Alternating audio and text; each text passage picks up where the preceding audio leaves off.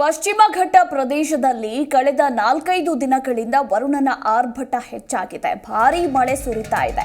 ಇನ್ನು ಬೆಳಗಾವಿಯ ಕಾಡಂಚಿನ ಗ್ರಾಮಸ್ಥರ ಪರಿಸ್ಥಿತಿಯಂತೂ ಅಯೋಮಯವಾಗಿದೆ.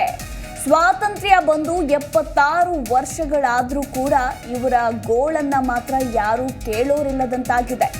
ಮಳೆಗೆ ಒಂದು ಕಡೆ ನದಿಗಳು ಹಳ್ಳ ಕೊಳ್ಳಗಳು ಮೈದುಂಬಿ ಹರಿತಾ ಇದ್ದಾವೆ.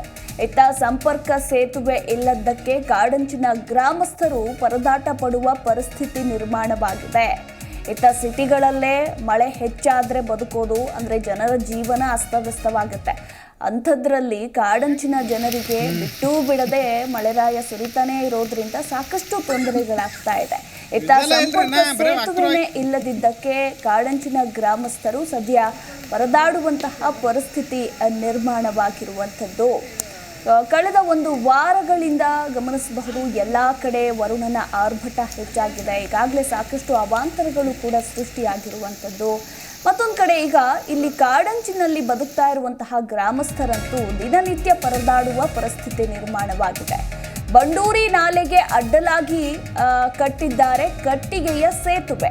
ಪ್ರತಿ ವರ್ಷ ಮಾನ್ಸೂನ್ ಆರಂಭಕ್ಕೂ ಮುನ್ನ ಈ ಕಟ್ಟಿಗೆ ಸೇತುವೆ ಬಿದ್ದೋಗುತ್ತೆ. ಸ್ವಂತ ಖರ್ಚಿನಲ್ಲೇ ಪ್ರತಿ ವರ್ಷ ಕಟ್ಟಿಗೆ ಸೇತುವೆಯನ್ನ ಈ ಗ್ರಾಮಸ್ಥರೇ ಕಟ್ಕೊಳ್ತಾರೆ. ಗರ್ಭಿಣಿ, ಅನಾರೋಗ್ಯ ಪೀಡಿತರು ಕಟ್ಟಿಗೆ ಸೇತುವೆ ಮೇಲೆಯೇ ಪ್ರಯಾಣ ಮಾಡಬೇಕು. ಅನಾರೋಗ್ಯ ಪೀಡಿತರನ್ನ ಹೆಣದ ರೀತಿ ಹೊತ್ತುಕೊಂಡು ಒಯ್ಯಬೇಕು ಈ ಸೇತುವೆ ಮೇಲೆ. ಇನ್ನು ನೇರಸೆ ಗ್ರಾಮ ಪಂಚಾಯಿತಿ ವ್ಯಾಪ್ತಿಯ 4 ಹೆಚ್ಚು ಗ್ರಾಮಗಳ ಜನರು ಪ್ರತಿನಿತ್ಯ ನರಕಯಾತನೆ ಪಡುವಂತಹ ಪರಿಸ್ಥಿತಿ. ಮಳೆ ಬಂದರೆ ಸಾಕು ಅವರಿಗೆ ನರಕಯಾತನೆ ಅಂತಾನೆ ಹೇಳಬಹುದು.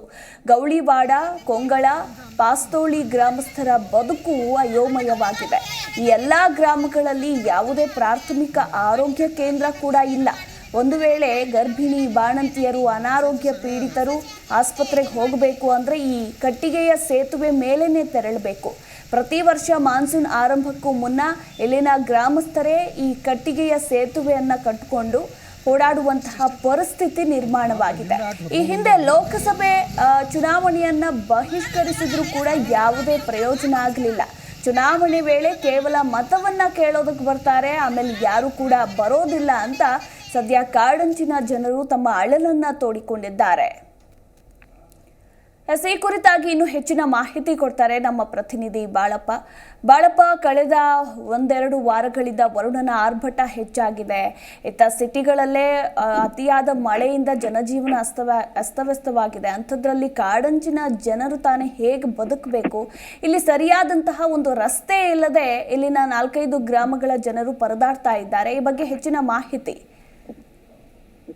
ಏನು ಬೆಳಗಾವಿ ಜಿಲ್ಲೆ ಖಾನಾಪುರ ತಾಲೂಕಿನ ಒಂದು ನೆರಸೆ ಗ್ರಾಮ ವ್ಯಾಪ್ತಿಯಲ್ಲಿ 4 ಗ್ರಾಮಗಳಿಗೆ ಒಂದು ದಾರಿ ಹಳ್ಳಕೊಳ್ಳಗಳಿರುತ್ತಂತ ಮಳೆ ಪಶ್ಚಿಮ ಘಟ್ಟದಲ್ಲಿ ಭಾರೀ ಎತ್ತರ ಮಳೆ ಸುರಿಯುವ ಹಿನ್ನೆಲೆಯಲ್ಲಿ ಹಳ್ಳಕೊಳ್ಳಗಳು ತುಂಬಿ ಹರಿಯುತ್ತಿರುವ ಹಿನ್ನೆಲೆಯಲ್ಲಿ ಒಂದು ಸೇತುವೆ ಕೂಡ ನಿರ್ಮಾಣ ಮಾಡಿಲ್ಲ. 4 ಗ್ರಾಮಗಳಿಗೆ ಒಂದು ಅನಾನುಕೂಲವಾಗಿದೆ. ರಸ್ತೆ ಸಂಪರ್ಕವಿಲ್ಲ.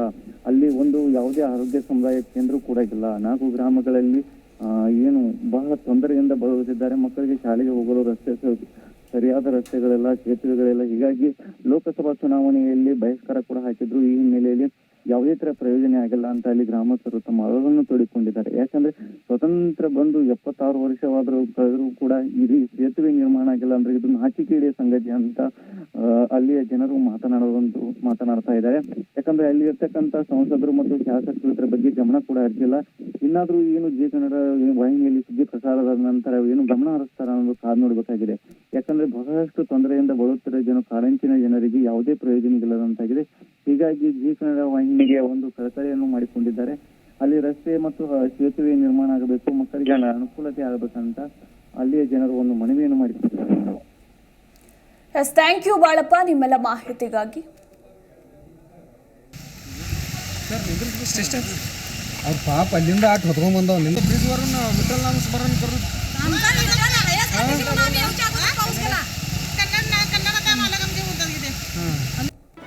ಜಿ ಕನ್ನಡ ನ್ಯೂಸ್ ಈಗ ನಿಮ್ಮ ಮನೆಯಲ್ಲೇ ನೋಡಿ.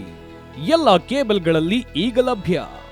ಸನ್ Direct 292, Jio TV 1334, U digital 162, city cable 51, GTPL 17, Abhishek cables 821, Rockline telecommunication 51, Shri Basaveshwara number 60, Vinayaka digital number 53, in digital number 896ರಲ್ಲಿ.